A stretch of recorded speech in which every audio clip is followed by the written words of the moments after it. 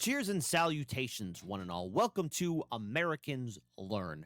My name is Kit, and I have an apology to give to all of you, our viewers and subscribers. For too long, we have not been giving you the factual videos of ancient Rome. And for that, I am truly apologetic and sorry.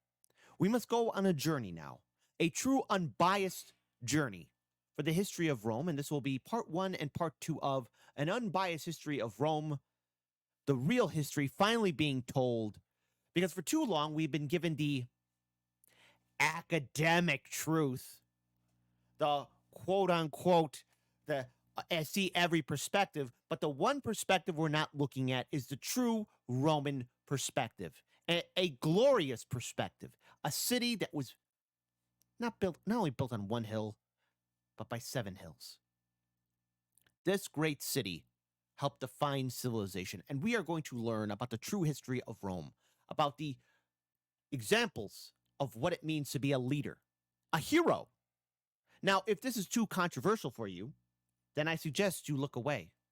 But if you want to get a true if you want to get a true education and get deprogrammed from any kind of sympathy from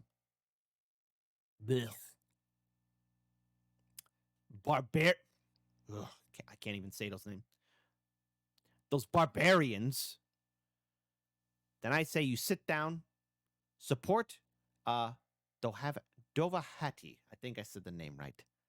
The original content creator. So be sure to support the original content creator who took on the arduous task and journey of giving us an unbiased history of Rome. So since I'm in charge of the ones and twos, let's get ready to play this video. In a 3, a 2, a 1, part 1 and part 2. There once was a dream. Oh. A dream to purge this rotten world from the barbarians we infested. A dream called Rome. Thousands of years ago, the world lived in a dark age. Oh my Europe, God. like the rest, was a complete shithole, with Ew. barbarians of all breeds as far as one could see. Look. Ugh. You got the germs up there. You got, oh my God. I don't even want to look at the Gauls. Ugh. The Gauls, you got some island called Britain, whatever that is. Oh my goodness. Oh my goodness. How terrible. Look at this.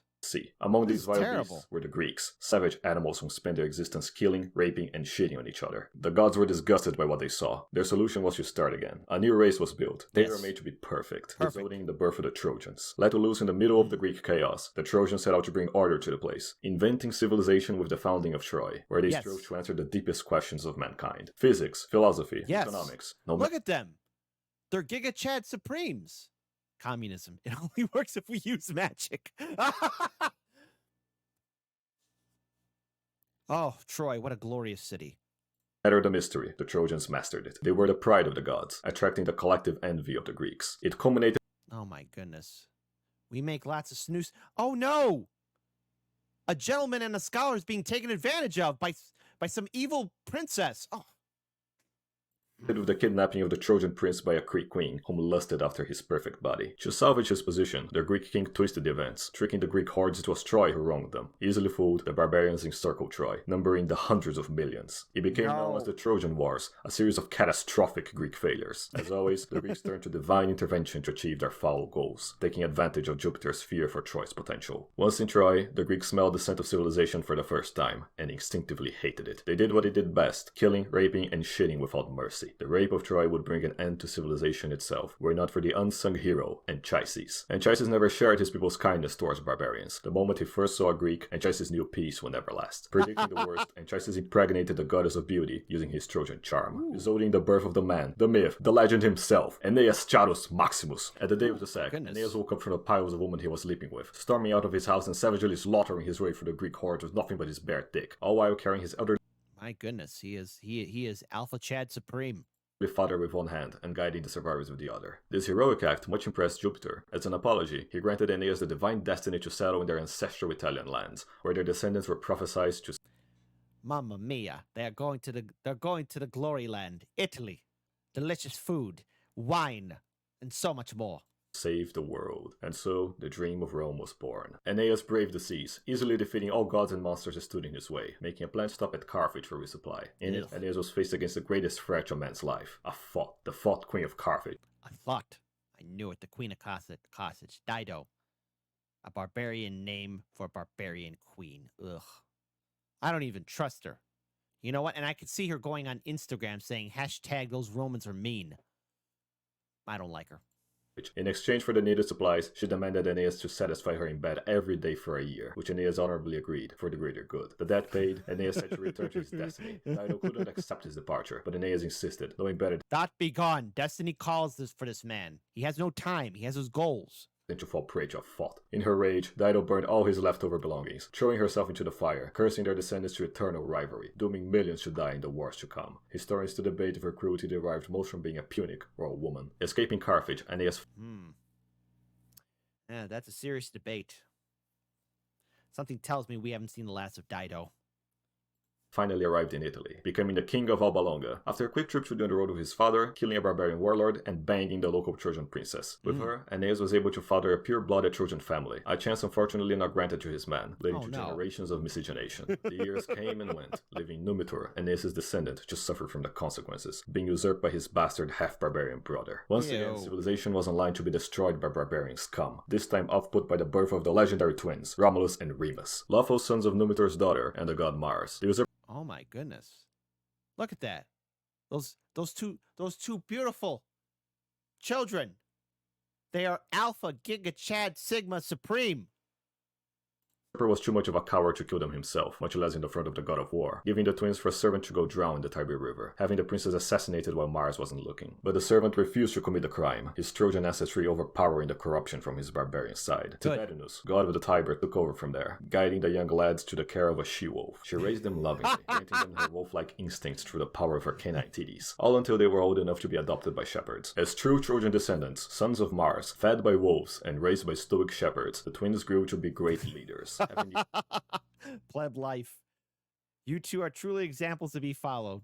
The admiration of the man and the love of the woman, the twins were envied by the local barbarian insoles. Incapable of competing in either strength, intellect, or beauty, the barbarians sought to employ their only field of advantage, evil. One day, as Remus looked at the stars, pondering the big questions where would communism work? With magic? Meh, it would still be shite. From yet another orgy, the barbarians ganged up on him, capturing Remus by threatening the girls if he tried to escape, delivering him at the hands of the usurper, whom happily imprisoned him. Learning of the act through his wolf instinct, Romulus was outraged. In response, he used his charisma to raise an army with his followers and siege Alba Longa. Despite unarmed and untrained, Romulus' forces shattered through the city's defenses, killing the usurper and freeing the hostages. Yes. As heroes, the twins were taught of their Trojan ancestry by their grandfather, whom named them the rightful kings of the city, an honor they refused. Instead, they set out to build a new city, gathering the last pure-blooded Trojans with them, but no girls allowed. They used their wolf instinct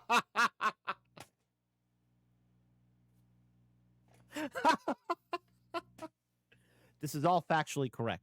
to trace back to their mummy wolf had raised them. Among those 7 hills, history was about to be changed forever. But before it could, a rift had developed between the brothers. Romulus sought to follow on Troy's steps, believing the barbarians could be peacefully negotiated with. But Remus, having suffered the most under barbaric crimes, he knew peace was impossible. Fearing that if they followed the exact same path as Troy, they would suffer its same fate. It was a source of great debate between the brothers, their different perspectives generating many disputes. As civilized men, they attempted to solve it with a bird-watching contest, which resulted in a tie, due to the gods enjoying the drama of their conflict. At any rate, the brothers agreed they at least needed a wall, for if there is one thing the local barbarians hated the most, was the smell of progress. While Romulus built the base of the walls, Remus built the top. As he did so, one of their followers climbed to the top of him, nearing ever closer. Suddenly, he pushed Remus from the wall. Hearing the screams, Romulus was shocked, rushing to his brother's aid, finding him in fatal conditions. In his righteous anger, Romulus demanded an explanation, but once he looked closely, the explanation became clear. It was no Trojan, but a barbarian, seeking to do his part in destroying civilization forever. Romulus let him escape, choosing instead to stand by his brother's last dying moment. With his last breath, Remus spoke one last time, naming the city Rome in honor of his brother, whom he...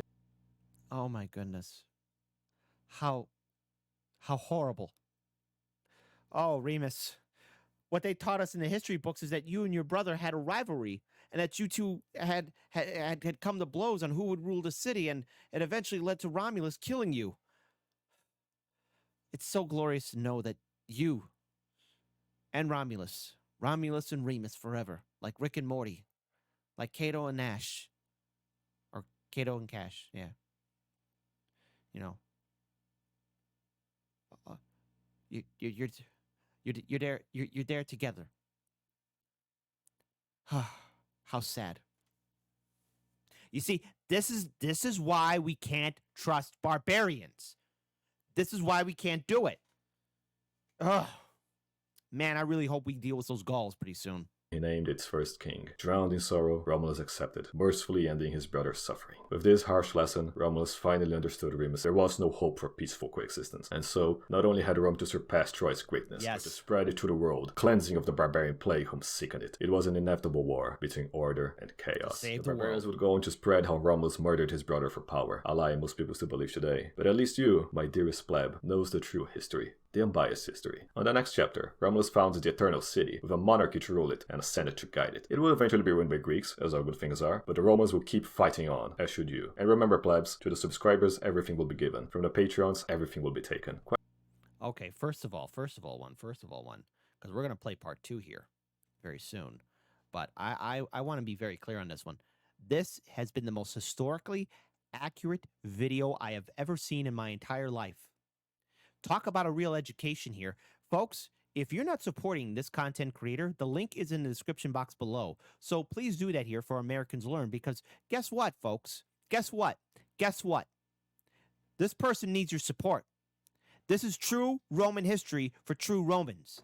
So you better be drinking true Roman wine, true Roman bread, and you better be focused on your studies and hitting the gym. My goodness. It is a crime that these videos are not being played right now in every single school across the world. Let's load up part 2. Yep. Oh, hang on. Still trying to load up part 2. Hold on. So let's load up part 2 now and get our full education.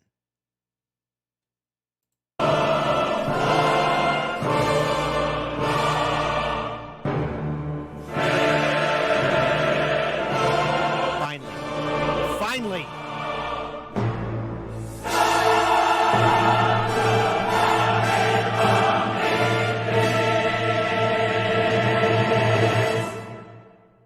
On the 14th of April, 753 BC, the dream of Rome first took form. After a lifetime of injustices, Romulus now stood as the last of his people, and Rome's first king. His priority was to create the institutions from which the city could thrive. The monarchy would be assisted by the Roman Senate, assembled by all Trojan-descended Romans, now senators, set to guide and elect the kings of the city. Romulus pondered heavily on how he could make Rome better to live in than Troy, only to realize he had already done it. Yeah, you did it. Celebrating the first week, free of women. All right.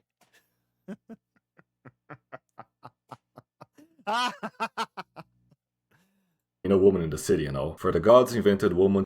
Take more baths. Stop looking at other girls. To test the infinite patience of the Trojans, but the Romans were seemingly freed of that burden. Instantly, the news of paradise on earth spread. Oh no, a non-barbarian infested city? What's that? And free of pesky wenches? Through Italy. The previous kings from Abalonga had put much effort into partially civilizing some of the local barbarians, and when those heard of the news, they immigrated. Where? By the thousands. Romulus was at first unsure what. By the gods. Welcome to Rome. None of you can read the sign, right? Welcome to Rome. Barbarians will be killed on sight. Fair enough, man. I mean, I don't want those barbarians anywhere near Rome. And before anyone types in the comment section below, I'm from Gallic descent. Oh, I'm from Germanic descent. Excuse me, but the sign says very clear. No barbarians allowed in Rome, as it should be. This makes perfect sense to me. And we should build a huge wall, more walls actually, and have the barbarians pay for it. That's it. What to do about them, especially how they brought their wives with them. His best friend, Faustus Hostilius, advised having them all killed. It was good advice, but he had another solution in mind. He divided the populations into 2 classes, the patricians, the original fathers of the nation, and the plebs, the masses made to work the farms, serve as fodder infantry, and the most feminine ones as Roman sex slaves. As for the women, they served as breeding cows to ensure the future generations.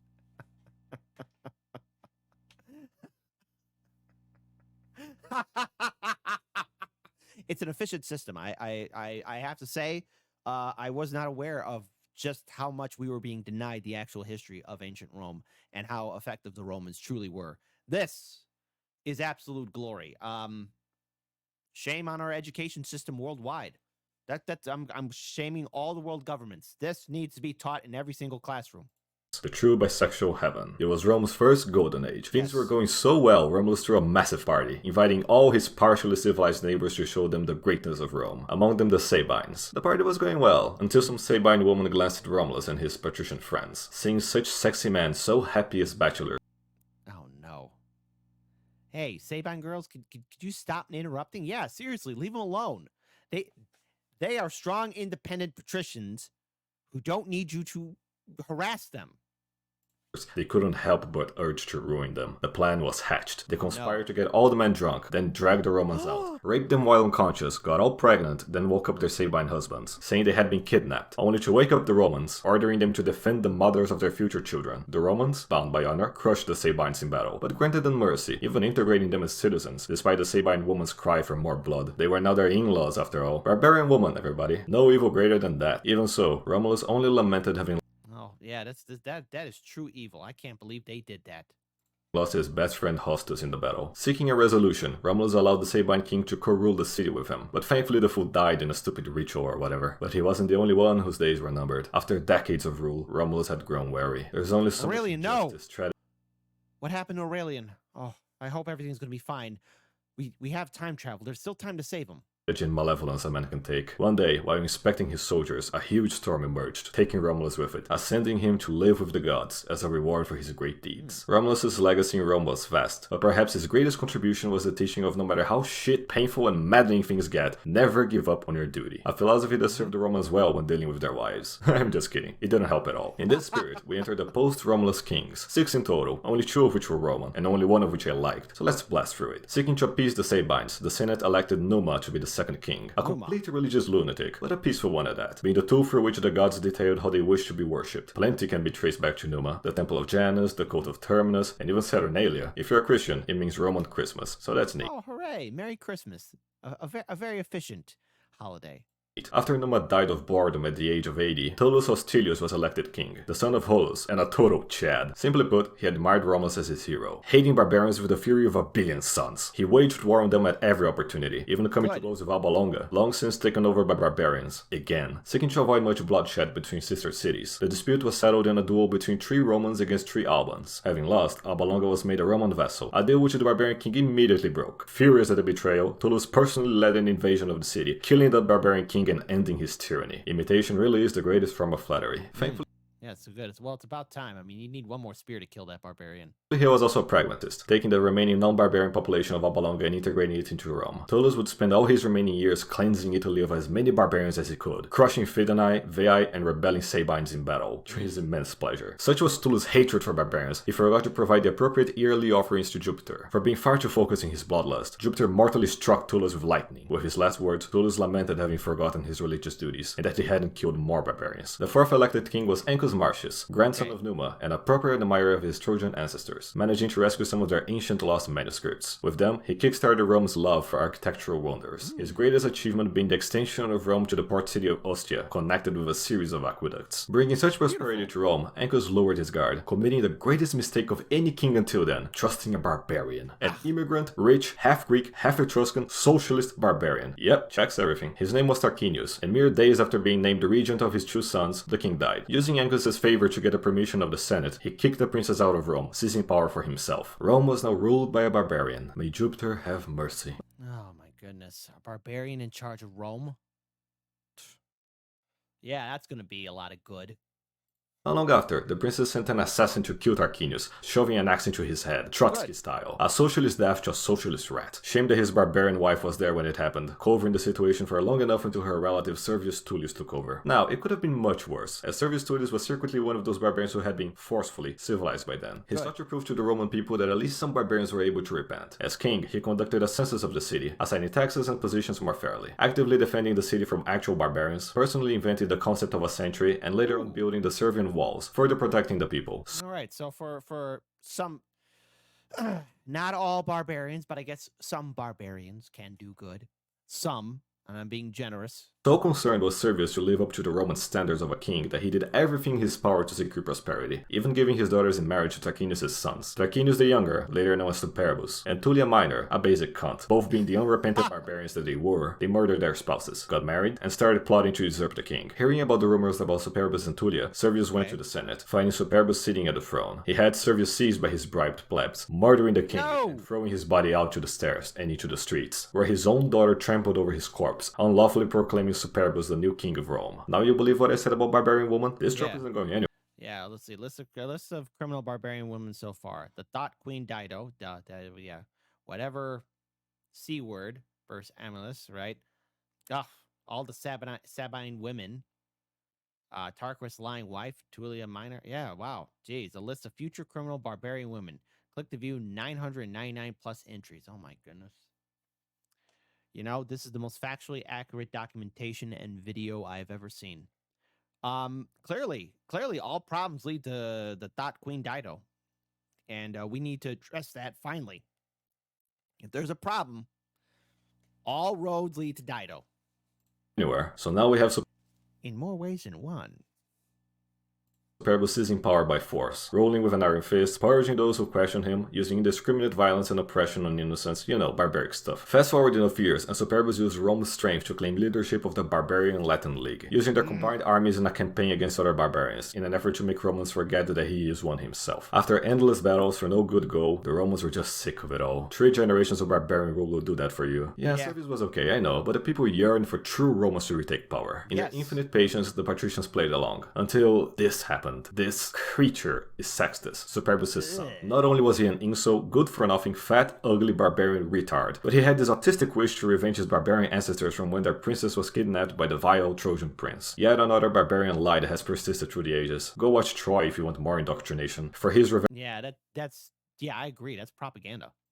He chose to target the most beautiful, intelligent, and virtuous patrician woman of all. Luckily for him, he managed to eavesdrop on his cousin Collatinus, while discussing who the best woman of Rome was, learning of his patrician wife, Lucretia. And the thing with Lucretia was that she was able to transcend her female limitations in such a way as to employ all the virtues her Roman ancestors fought for, yet remaining the height of feminine beauty. Convinced of his target, Sextus sneaked into Collatinus' tent, finding Lucretia doing her womanly chores. At first he tried to seduce her, which failed, then he tried rape, which also failed, then personal threat, another failure. Lucretia was at least 10,000 leagues above Sextus. Oh, Lucretia. Oh, what? We're so sorry this happened to you. In every way. Nothing could break her Roman spirit. But then, it clicked. After thousands of years of Darwinian evolution, the barbarians had finally adapted to their civilized rivals, figuring out the best way to hurt a Roman is to target the people closest to them. In her case, he threatened to tell everyone that she had betrayed Collatinus with a slave. Lucretia couldn't let his husband be humiliated like that. With no other choice, she conceded. The crimes committed on that tent compare only to the rape of Troy itself. I can't draw what happened for legal reasons, so let your imagination run wild. No!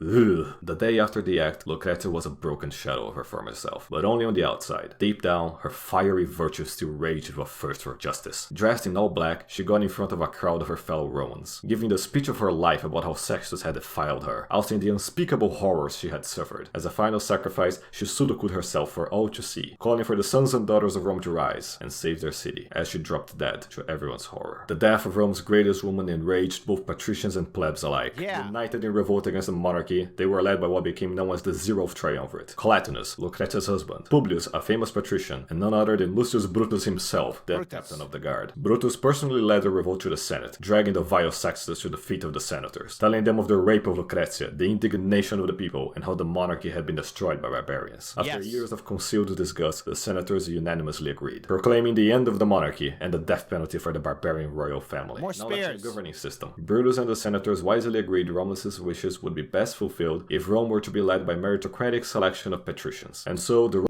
a republic. Glorious. Roman Republic was born, the first and best democratic institution in history. Yep.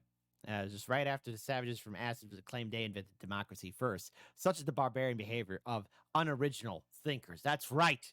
We Romans made the best democracy ever, the best republic ever. Hashtag True Rome for true Romans. Led by the first two elected consuls, Brutus and Collatinus. Once news of the revolt reached Superbus, his army instantly defected, marching back home to join the Republic. Desperate to retain power, Superbus sent spies to Rome, disguised as ambassadors. They approached the senators, trying to bribe them for support, but the patricians denied their advances, reporting them immediately for bribery. Some barbarians say Brutus' own sons accepted the bribes, as if barbarian lives permeate society no matter the era. Now truly desperate, Superbus let his barbarian completely take him over, riding north to the Etruscan lands, promising the local hordes that if they followed him they would loot the greatest city on earth. Amassing a huge barbarian force, Superbus marched on Rome. Seeing the scale of the threat, Brutus wondered if Collatinus, being part barbarian, would come to betray the Republic. Recognizing his own weakness, Collatinus abdicated, going into exile, and having Publius take over from him as consul. At the Battle of Suva Arcia, Superbus' barbarian horde clashed against the Romans, their overwhelming numbers causing many casualties. Brutus, leading from the front, slaughtered countless savages, but being overwhelmed nonetheless. Seeing their commander sacrifice himself for Rome, the Romans pushed back, eventually routing the hordes and claiming victory. Superbus managed to escape, fleeing to the Latin League, gathering their hordes for yet another battle, only to be crushed a second time. He then fled to Cumae, where he finally died, thank the gods. Rome had once more been Yes, we must spit on the grave.